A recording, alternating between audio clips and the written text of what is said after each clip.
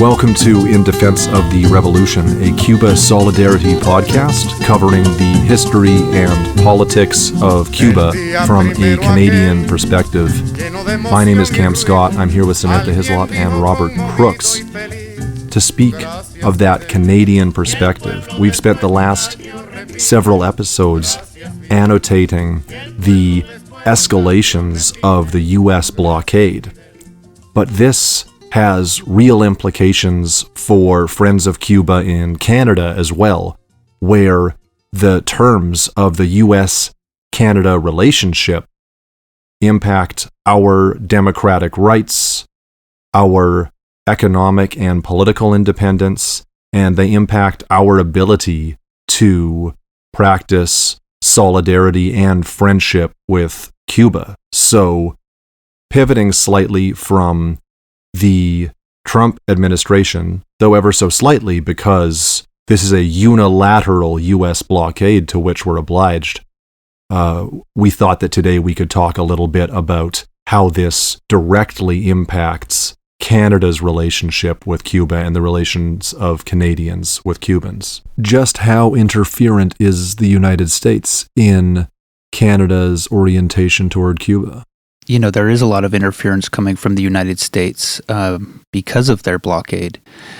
Canada does have legislation that is supposed to protect people in Canada from this, in particular the Foreign Extraterritorial Measures Act, but it doesn't seem to be that effective from the ground. And so I guess we should question why is that, but maybe first we'll start with a little background on this act, the Foreign Extraterritorial Measures Act, which I'll probably just call FEMA because it's easier, but not to be confused with the US FEMA, which is disaster relief or whatever. So FEMA was actually came into effect in 1985 in Canada, and it was originally implemented because of a suit that Westinghouse, an energy company in the United States, filed against mining companies in Canada, Britain, Australia, and France for forming a uranium cartel. The United States had blocked uranium from coming into the United States, and so U.S. was claiming that these mining companies in these countries had formed a cartel sort of in retaliation. And so the government in Canada set up this Foreign Extraterritorial Measures Act in order to protect those companies, in order to protect Canadian mining interests. And it was basically the bulk of the legislation was like, it's illegal for Canadian companies to give any sort of documentation about uranium mining in Canada to foreign tribunals. So that was the basis of it. But in 1992, the Canadian government updated FEMA in response to regulations that were passed in the United States called the Cuban Assets Control Regulations, which were put in place to prohibit any person subject to U.S. jurisdiction from dealing in any property in which Cuba or a Cuban national has interest. FEMA was again updated in 1996 in response to the Cuban Liberty and Democratic Solidarity Act, known as the Helms-Burton Act. And so this was to explicitly extend FEMA's application to foreign trade laws. So Title III of the Helms-Burton Act is called Protection of Property Rights of United States Nationals, and it creates for U.S. nationals whose property was confiscated by the Cuban government after the revolution, gives them the right to sue companies who, they use the word traffic in that property. So it's basically, if you're making money or doing any sort of business that includes those properties, those companies in the United States have the legal means to sue you. Title IV of Helms-Burton empowers the U.S. government to restrict entry into the United States for any senior executives, officers, shareholders, or any agents of those companies that they've deemed to be trafficking in the property that was expropriated by the Cuban government. So the Article 7.1 of the updated FEMA Act says any judgment given under the law of the United States entitled Cuban Liberty and Democratic Solidarity Act, Helms-Burton, that will not be recognized or enforceable in any manner in Canada. In 1996, when they updated this, the Foreign Affairs Minister André Ouellette said, "We have made it clear time and again to the U.S. Congress and administration that Canada will not tolerate any interference in the sovereignty of Canadian laws. Canada will continue to monitor actions by the United States to ensure that the interests of Canadian businesses are protected." So it's kind of echoing sentiments coming out today, right? Like it's sort of deja vu, except for it seems like the Canadian government was being a little bit, I think, stronger in this case.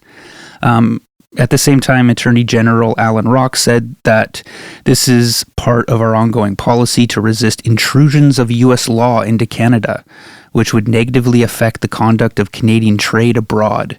Canadian companies will carry out Canadian business under the laws and regulations of Canada and not those of a foreign country. So, Section 5 of the FEMA Act permits the Attorney General to prohibit any person in Canada from complying with foreign measures adversely affecting Canadian international trade interests or with any directive relating to such measures issued by persons in a position to direct or influence the policies of the Canadian person. Section 7 permits the government to prosecute violations of an order issued under FEMA, either by indictment or by summary conviction. The Canadian defendant may sue the U.S. plaintiff in Canada and recover from the plaintiff the amount obtained from the Canadian defendant under the U.S. judgment or punitive element of the damage award. So basically, like if someone in the United States was successful in suing a Canadian company, that the government would help that company sue back to get their damages back. So it's a bit of an interesting thing. A lot of the FEMA law is actually targeted at corporations, though, like in Canada, being like, you can't, you can't remove your business from Cuba just because you're being pressured to give in to these pressures from the United States. And there's a few examples of these types of suits being brought. Of course, Sherritt Inc., which is a mining company based in Canada. There were some attempts to sue them, but they sort of got around that by restructuring their ownership in order to sort of avoid those U.S. laws. There was an interesting case in 1997, actually, when Walmart Canada removed Cuban-made pajamas from its Canadian store shelves, and the Canadian government made them put them back, which was pretty interesting. So, it's a bit of a contradiction, right? Because Canada is looking out for the business interests of Canadian nationals, but at the same time tries really hard not to piss off the U.S., despite all this sort of strong language. So, for example, like Canada does abide by the U.S.'s law that they will not trade with Cuba in products that have any sort of origin in the United States. But there are ways for like companies, like this law, the Helms-Burton law still has effects on Canadian companies where it creates risks for them that they don't necessarily want. And so they have to sort of walk this fine line where they're won't be sued by the United States, but also won't be charged under FEMA in Canada. So an example is Redpath Sugar, that after Helms-Burton came into effect, they basically decided just not to renew their contract in buying sugar from Cuba. And to sort of get around the FEMA Act, they just said, well, we want to support U.S. sugar companies, and we want to build that relationship. So they kind of put it in this language where they could kind of get around the FEMA Act while still basically, bowing down to the United States and its extraterritorial measures. So I guess the question comes, because there are examples of much smaller businesses in Canada being affected by these laws of the United States and the blockade against Cuba. So, for example, just a couple of years ago, there was that coffee stand in Toronto. I think what was it called? Havana Coffee or something. Yeah. Yeah, and they would use Square to take purchases, right? So Square is, for those people who don't know, it's something you can attach to your iPhone, and then you can use your like credit card or debit card to tap. So that Square shut down the account of this Havana coffee stand, saying you can't use Square anymore, and actually confiscated some of their profits too because of this. Little Havana, I think it was like almost 15. It was like, I hope I'm not misremembering, but it was like $14,000 or $15,000 were seized. Yeah. And so it's not like Canada's out there just protecting the free market. They want to make sure competition, is allowed, and make sure every entrepreneur has an equal chance. They don't really care about small business owners. This is really about monopolies, right? This is sort of an intermonopoly struggle between U.S. monopolies and Canadian monopolies. And the interests that Canada are actually protecting are like big interests. So they're protecting mostly mining interests. But if you look at like trade between Cuba and Canada sells a lot of stuff to Cuba. They sell like a lot of, there's a lot of mining that goes on by Canadian companies in Cuba, but Canada also sells a lot of wheat and like other agricultural products. They sell nickel and like nickel produced commodities. Sulfur is a big one. So there's a really like a wide array of commodities that Canada sells to Cuba.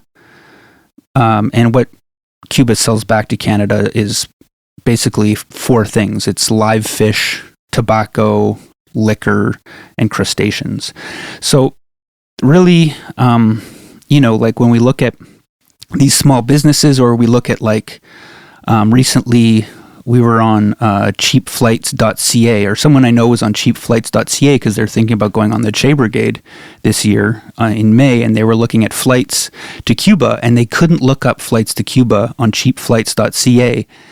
A warning comes up and says this violates law, and then it links to the U.S. State Department website about the blockade on Cuba, even though it's a .ca website, right?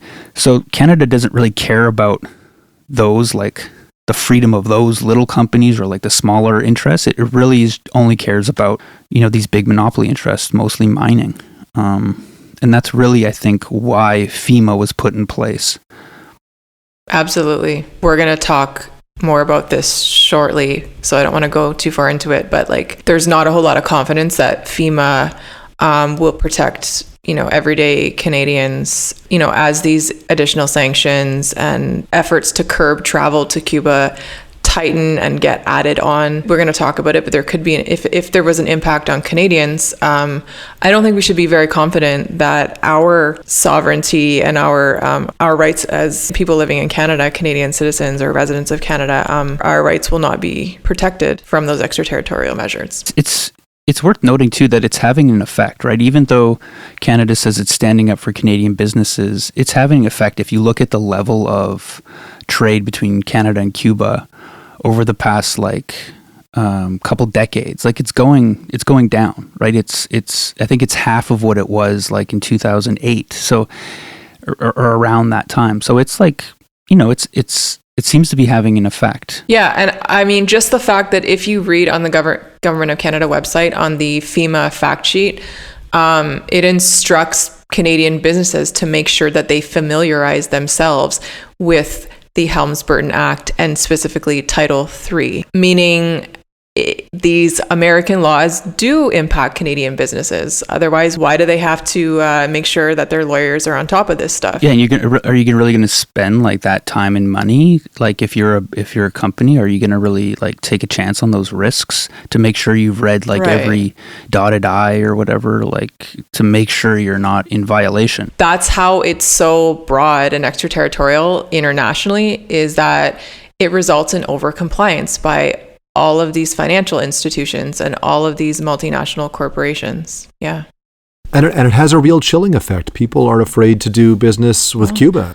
At least every week or, every couple of days, there's something else in the news or that people are finding out for themselves. Another company or corporation that is cutting ties with Cuba or is now refusing to facilitate any business or payments to do with Cuba. For example, I think it was 2 or 3 days ago, Airbnb is not going to send payments to MLC accounts to, they call them Casa Particulars in Cuba. So these are private businesses, Cubans, that rent out their home, or they have a home with multiple, it's a bed and breakfast or something, right? Airbnb.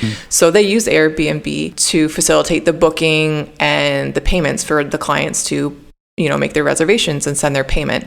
So prior to now, Airbnb was allowing those payments to flow through their website to the Cubans' bank account. That's not happening anymore. So all of these people in Canada and the United States have found when they're trying to book, now they can't book a Cuba Casa. I've heard from those who are running these bed and breakfasts in Cuba that it's going to be a major issue for Cuban hosts and Cuban owners of these businesses, because now, since they can't receive payment, their only other option is they need to have some kind of bank account outside of Cuba, which means they have to have a family member or a trusted person that will open an account on their behalf outside of Cuba to accept bookings for their bed and breakfast or their casa.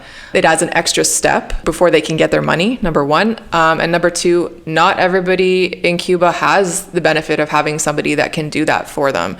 So a lot of people in Cuba are panicking right now. This is going to affect Cubans really badly. It totally flies in the face of the claim that the United States wants to help Cubans and their individual rights and private businesses in Cuba, because this was a very important part of the tourism sector is private in Cuba. This will also, if this has a very significant detrimental effect on tourism, it's going to affect all the secondary, like the restaurants, the other attractions, taxis, things like that, if it has a big impact. But the primary impact is on the people that run these businesses. Now they can't accept payment. People can't book through Airbnb. They're making it harder to send money from Cubans in the States to Cubans in Cuba too, right? So right. How would they even manage getting these payments to people in Cuba? So yeah, again, this has nothing to do with the Cuban government, with the Cuban military, like they always talk about.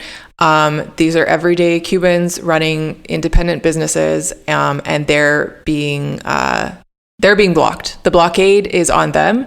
So it's going to hurt a lot of people. And tourists that haven't traveled to Cuba before, or maybe not that much and aren't that familiar, don't know a lot of people in Cuba, or don't know other ways to book travel, that are used to using websites or Airbnb, it's going to discourage them from going to Cuba, because it's going to make it that much harder to book, right? So it's a problem with third-party intermediaries and brokerages and so on. Like Rob was talking about cheapflights.ca. I know Expedia had to settle a Helms-Burton suit some years ago, but in this case, Airbnb is just an intermediary of Cuban homes, and as per a special authorization by the U.S. Department of Treasury, non-U.S. travelers who might be booking through Airbnb, and nonetheless, this is the outcome. So we know this already, but it's always worth reiterating and pointing it out till we're blue in the face, that the goal is to suffocate Cuba by harming their tourism sector. And that's why Senator Rick Scott has now introduced a bill that will suspend direct commercial flights to Cuba, including limiting travel for Cubans that are living in the United States. So I don't know what the differences are between this bill and a measure that was in effect in the last Trump administration.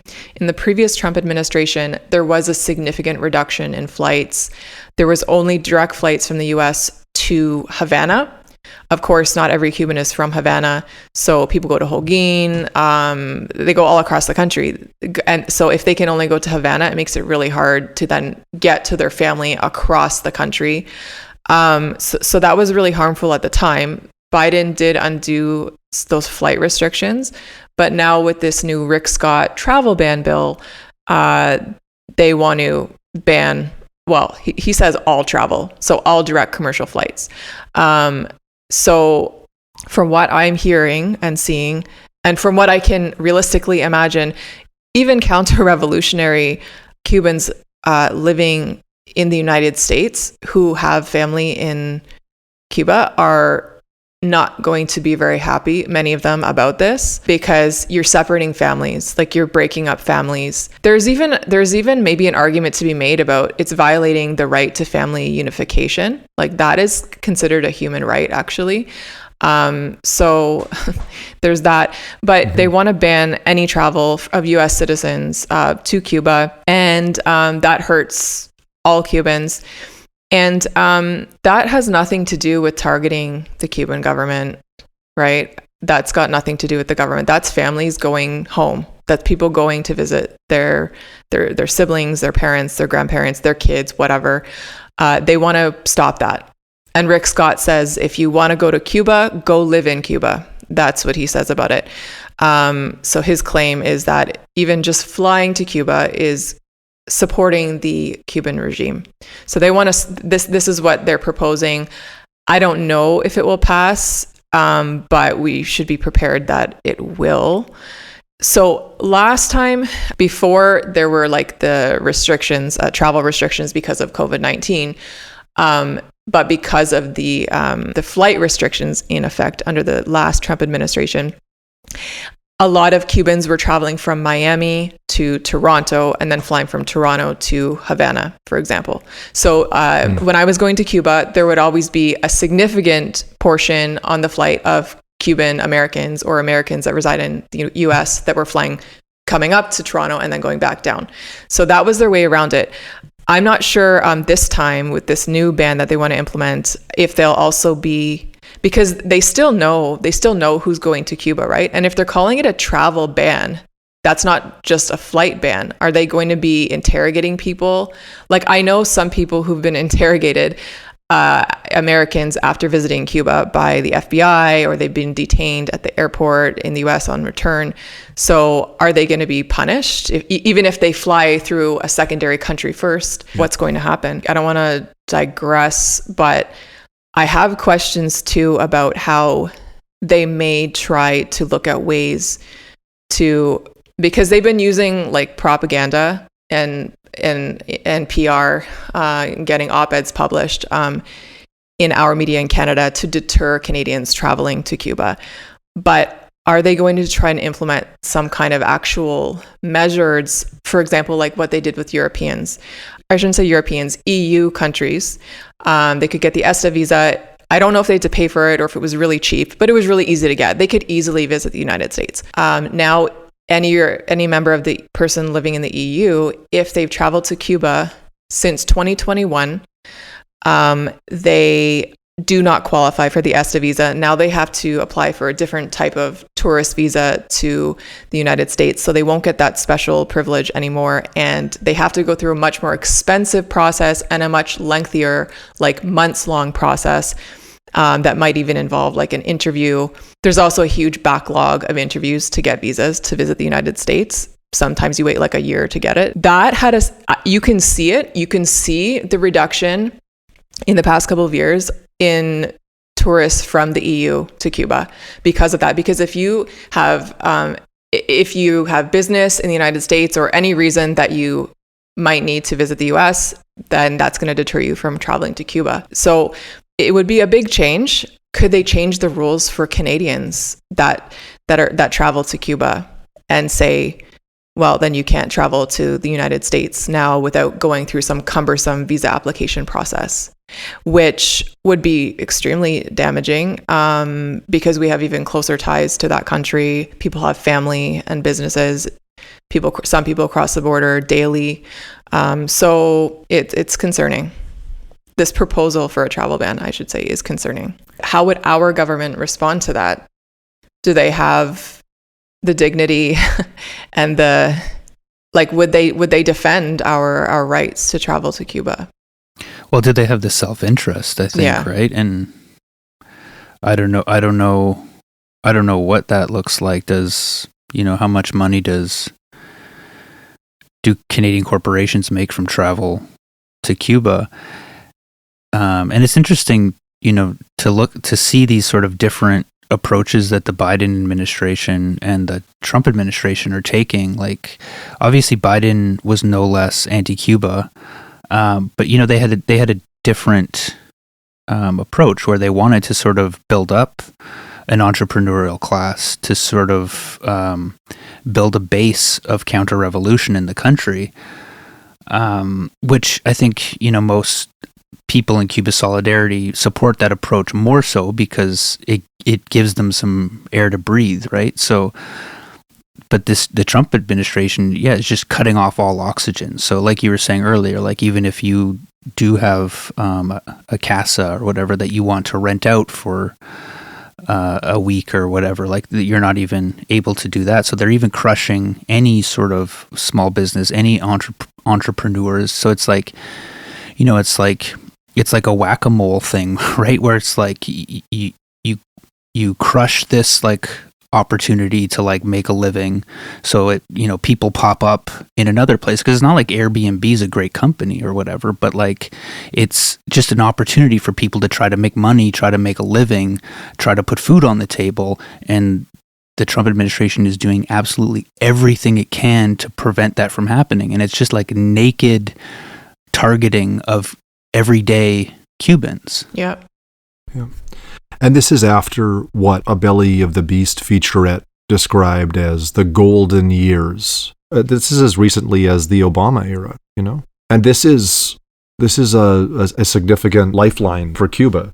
I think it's very important, Samantha, that you underscore that these are attacks on families, and that these are attacks on Cuban people as well, and the mobility that this restricts is, really a right, a human right. But where it transpires by way of tourists, it's an attempt to isolate and starve Cubans by way of what has been their key industry since the 1990s.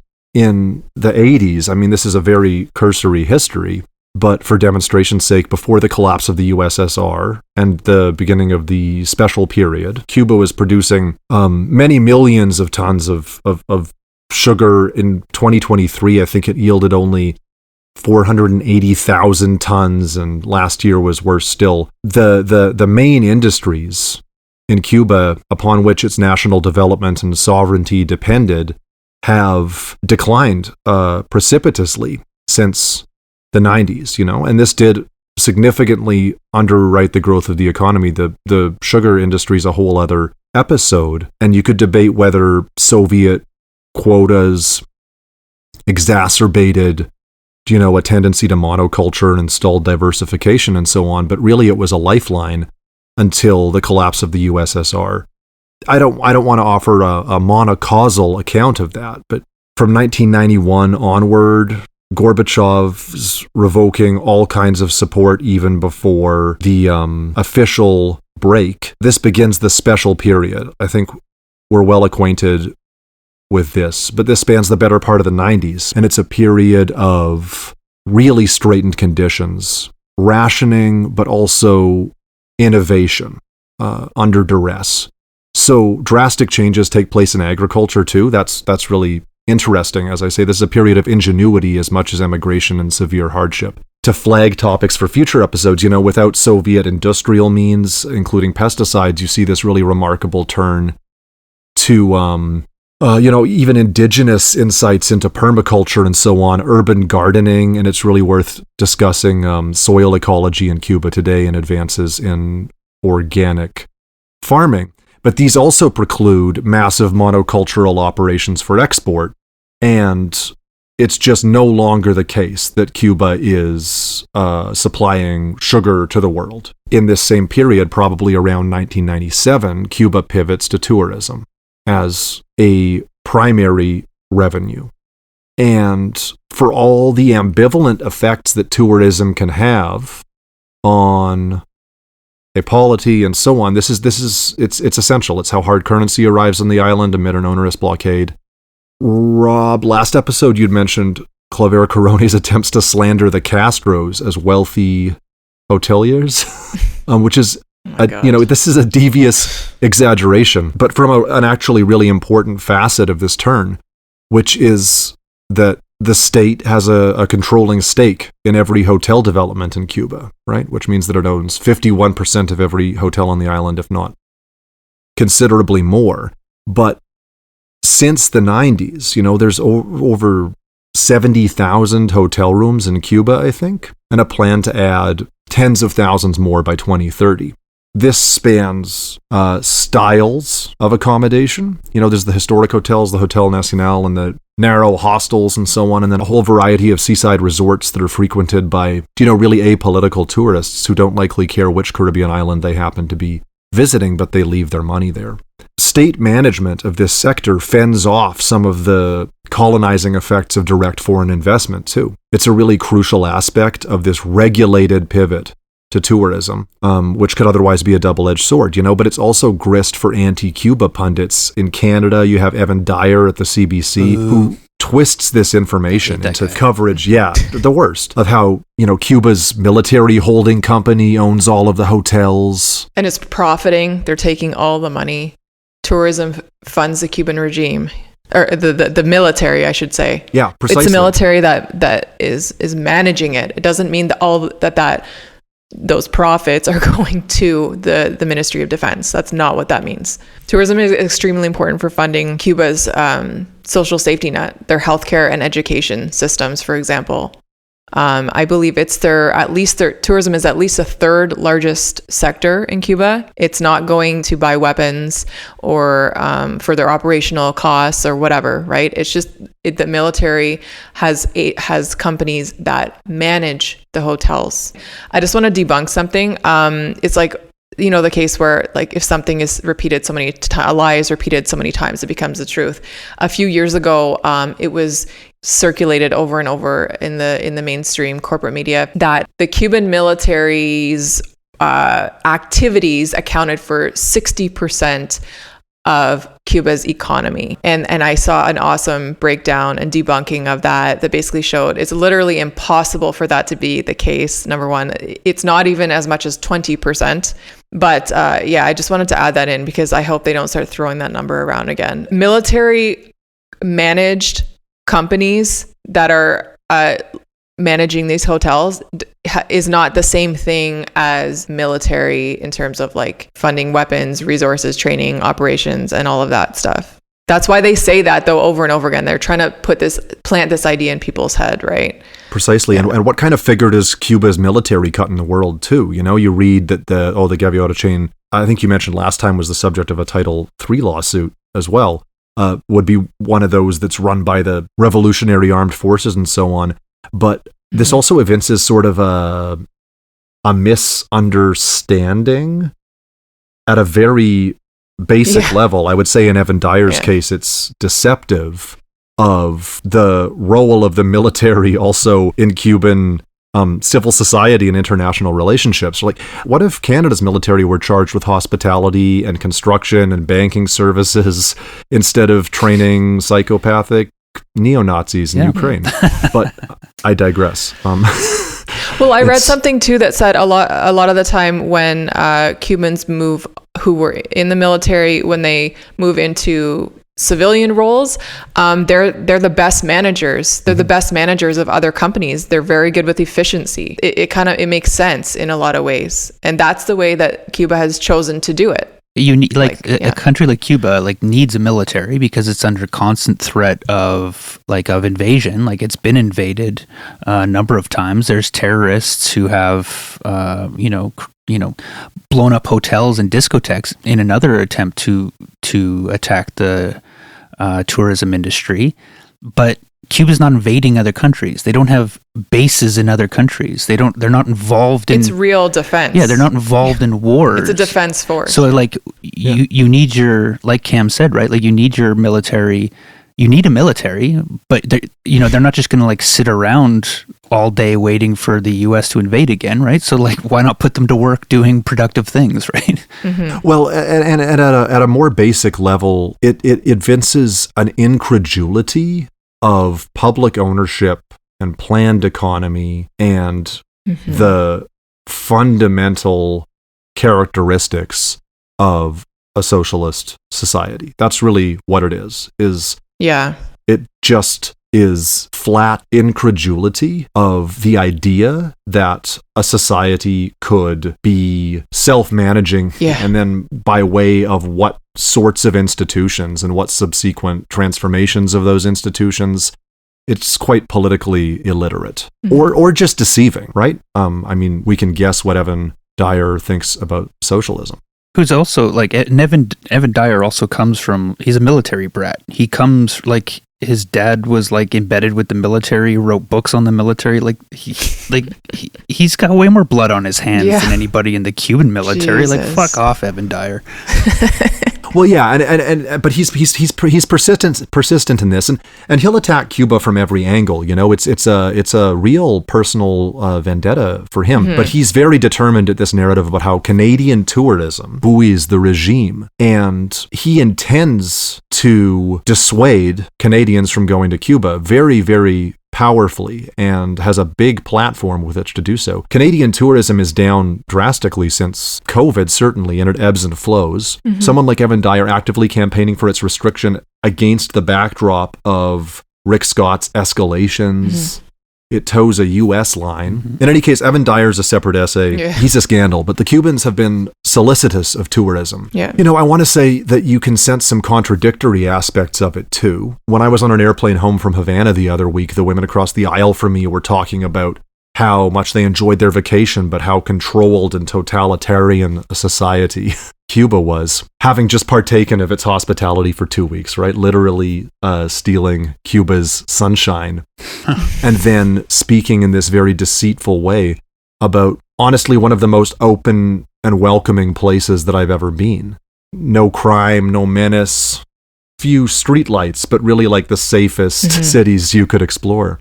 And absolutely no overweening control. They hallucinate this. I do not know in what respects they possibly could have experienced such control aside from, I don't know, table service. They don't strike me as big tippers. It was really disturbing, you know, to be returning from what for me is a very politically refreshing, transformative experience, and listening to these people for whom ideology really like intervenes as a sort of hallucination between their face and a reality that's right in front of them. Maybe they tried to buy a mine. Yeah, totally. I mean, the thing too is like one of the reasons I think the U.S. wants to cut off tourism. Well, I think the main reason is the economic factor and try to strangle the economy as much as possible. But also the fact that people come back from Cuba. Other than these people, I don't know about these people's experience, but most people come back from Cuba with like a completely new perspective on the whole country.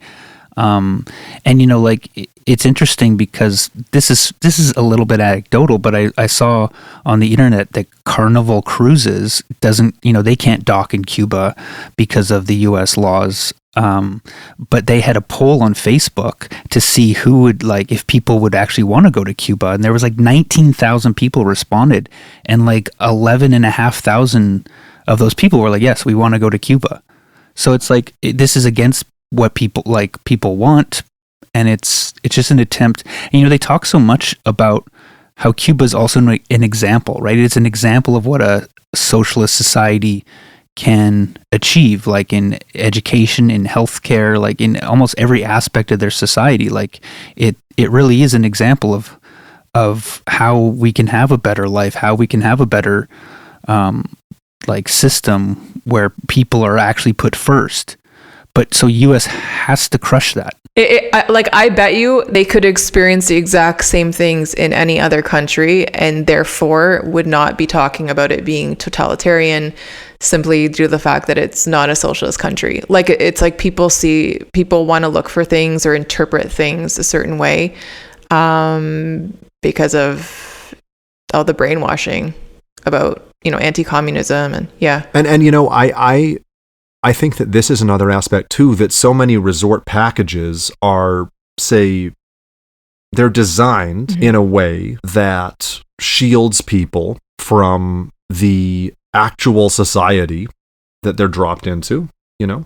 And again, the Cuban economy can bear this glancing level of engagement where people really miss any sort of, involving firsthand experience of the revolution. But also, for the most part, tourism is incredible press for Cuba too. And this is another reason why the US and its allies wish to stop it.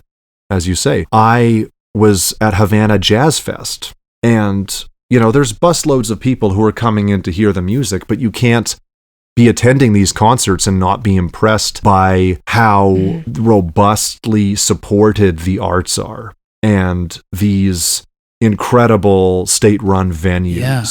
And again, you're navigating a city with a totally different social fabric and an absence of garish advertisements and a totally different social texture. This is what you'll see if you go to Cuba for whatever purpose, And this is to say nothing of the solidarity tourism that is as important, agricultural tours or the Che Brigades, which started as solidarity work trips during the special period. And we're going to do an episode about that soon, so I won't say too much more about that at the moment. But, hundreds of Canadians visit Cuba via the Che Brigade as volunteers and have a very edifying firsthand experience of the revolution and its societies. Yeah. You sent me a video from the Jazz Fest, and that auditorium looked incredible. And it's like there are no advertisements for alcohol companies on the wall or cigarette companies. And it's just like, that's so refreshing. And it's just like when like every day when I take my bus ride to work, you're just inundated with so much advertising. And it's like to live in a world where that wasn't the case. Oh my Lord, I can't even imagine how much that would change your attitude. Yeah. When I first experienced it, and I still, every time I go back, every time I'm in Cuba, I feel it. Like you said, the lack of advertising and like capitalist propaganda. Even when you're watching TV, Cuban TV, there's no ads. There sometimes are public health service announcements, or sometimes they have special programs that like there's one channel that teaches language. So it's like an hour of like Mandarin. So like it's all, if it's not Cuban entertainment, TV shows, culture, music, it's like educational or like important information. And like, wow. you kind of feel it's such a relief, actually. It's like such a relief. I don't know. You notice it when you're so used to it when you're here, but then when you go there, you realize it doesn't have to be this way. Yeah. It's just so different to not have that bombardment. I remember talking to someone who went to East Germany, and that's like the first thing she said too. She said that was the first thing she noticed. It's awesome. Yeah. And like just to bear with the theme of the Havana Jazz Fest too. I mean, if you want to see something of comparable scale in a North American city, in a Canadian city, you're going to the TD Jazz Fest. You're going to a jazz fest that's underwritten by these huge capitals, more so even than what state funding is available to the arts here, that are complicit in genocide, colonial genocides and so on. And they're so improperly separate, right? Some of the most insidious capitals in the world and the artistic life of our society. It's really something completely different. Not everybody there to see a pianist is necessarily going to be as sensitized to that aspect, because we're talking also about negative attributes of less commodified society, right? It's what you don't see. And that might be as powerful, really, when you think about it. But this less spectacular society, I think it also breezes past a lot of people. If you think of the miserliness of the odd Canadian tourist, you can begin to appreciate the slightly contradictory state of affairs where Cuba needs to attract and retain the reactionary sunbathers too, right? Yeah. So a certain standard has to be maintained even amid the worst of the blockade. This is really tricky. Yeah. We should be honest. Hotels have coffee where it might otherwise be rationed, or backup generators as the island endures rolling blackouts. And that's such a stupid argument that people have. It's one of the most common like talking points. It's so ignorant and unrealistic. You expect them to make decisions that are gonna make Cuba a less attractive tourist destination. You expect them to not supply those hotels as well as they can, and to not have electricity to their hotels when tourism is so important to the overall economy. It would be suicide to not do that. Well, quite literally. And there's a standard at which the facilities have to perform to be competitive. And Cuba's Minister of Tourism, Juan Carlos Garcia Granda, he speaks to this necessity quite specifically. You know, it's interesting. It's interesting to learn about. Some of the big resorts, I think, have their own. They function independently of the national electric system, and it's part of this pivot, and you know, a reason too why these enterprises should be tightly managed by the state. And then the trickier thing, and it's a sort of like a strata where some of these narratives that you're talking about that are a little dubious originate, is that if you pivot to tourism, you're going to see, and Diaz-Canel and others, they speak very clearly about this, the proliferation of black market and informal economies alongside tourism. It's inescapable. Mm-hmm. So you have an informal exchange rate on the US dollar that's just staggering and fluctuates by the transaction. Yeah. This is almost a designed outcome of US measures, I would venture to say. But then you have the sort of self-employed, non-government taxi drivers and so on, whose salaries evade state controls. Mm-hmm. And this is tricky because the rational allocation of human resources in a developing socialist society obviously concerns wage differentials, and the influx of USD via tourism and the informality of this dual currency has a sort of disincentivizing effect on organized work, and Diaz-Canel's spoken about this too. Havana turns on taxi cabs. Bus ridership is down by more than half due to gasoline shortages. Again, this is the blockade at work. You know, Fidel was very, very candid about these difficulties and these contradictions. So when people's attention just kind of grazes this sort of surface level that an interloper would be interacting with the Cuban economy on, and they come up with all of these wild ideas about how the society is or isn't functioning. I don't want to sound conspiratorial. This is how ideology works, right? It doesn't need to be so carefully managed, but that's very nearly a designed outcome of the blockading too, you know? Mm-hmm. This grousing kind of descent within comparatively informal economies. And you know, like, it's another conversation, but there are obvious appreciable difficulties within the transformation of productive enterprise into like a service economy. You know? So you need to have a serious plan. Yeah. I have some numbers here because we're talking about the attempts to constrict tourism. I think 4,000 odd flights from Canada go there every winter. I read 780,119 Canadian visitors in 2024. So those numbers have fallen pretty drastically. COVID, again, disastrous in this regard, but there are hurricanes. There's this contrived civic unrest from an anti-revolutionary strata of Cuban society that the U.S. is fomenting. They're trying to discourage tourism by these means, too. The U.S. is another question, you know, where tourism's officially forbade, though there are loopholes and exemptions for all styles of travel. But, you know, I read in Grandma the other week that the number of American visitors has fallen by more than 50% from 5 years ago. You know, you might think that the U.S. couldn't possibly be a determinative factor, having had travel restrictions in place for so long, but it's still one of the top 3 countries that travels to Cuba. I think Canada's about 52% of travel. Russia as well, but the U.S. is terribly important. Yeah, that's the diaspora mainly, because their family visits have been permitted for the most part, and then there's a few other categories, not just regular, you know, tourism, but I would guess that the reason it's mostly people going to visit their families. That's where they're from. That's their roots.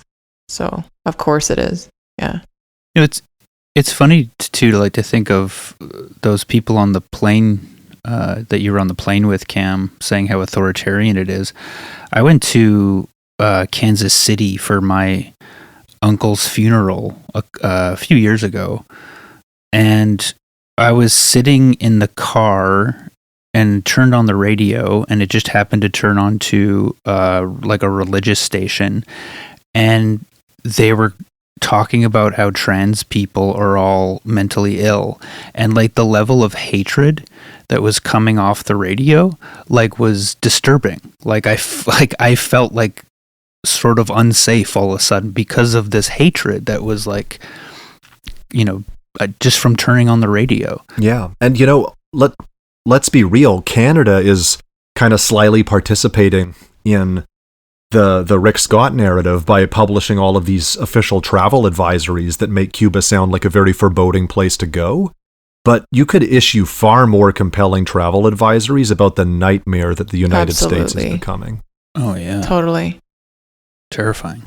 And speaking of, the influence that this rhetoric and these politics have on Canada and the Canadian government's, kind of pivot and lining up with U.S. foreign policy on Cuba more than it ever has.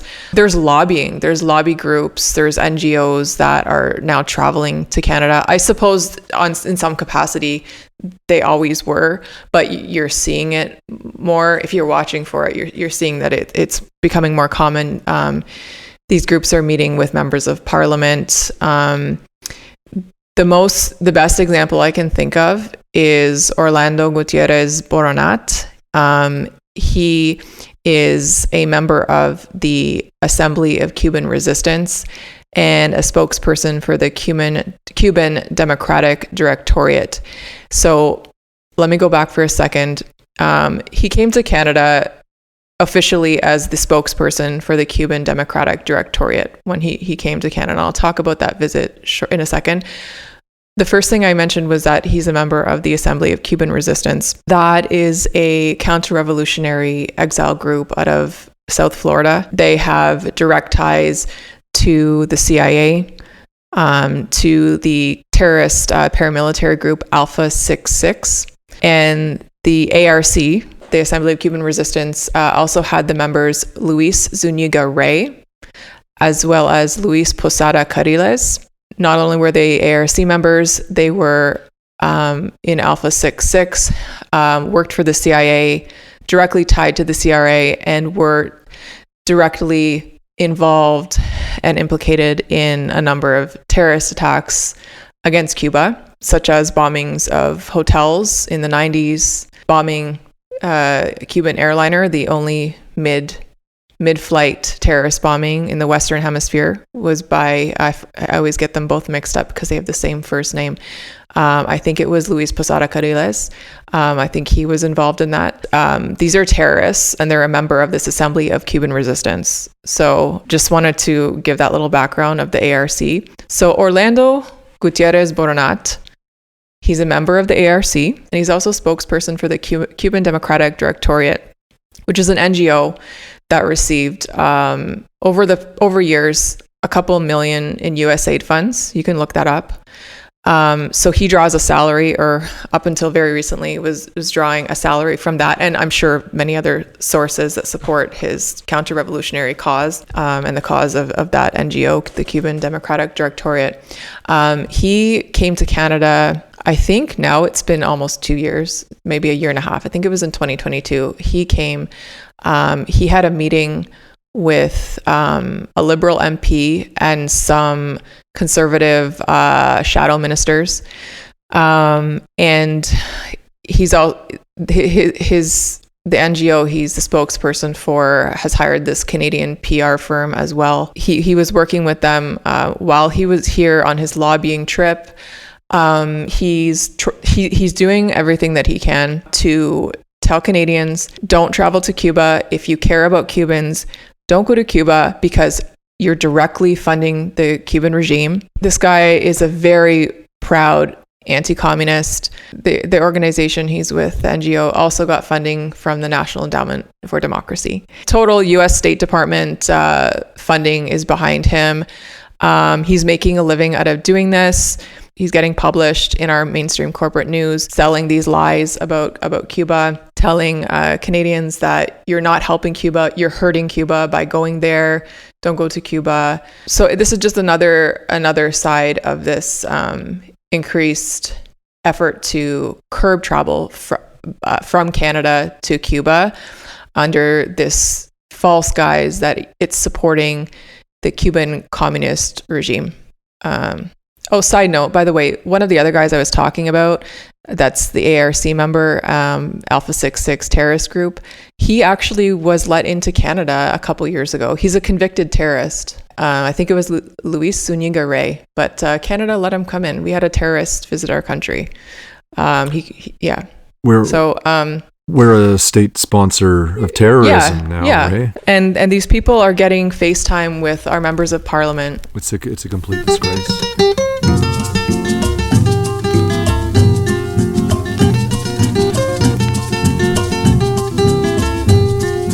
El día primero aquel, lleno de emoción y ruido, alguien dijo conmovido y feliz, gracias Fidel.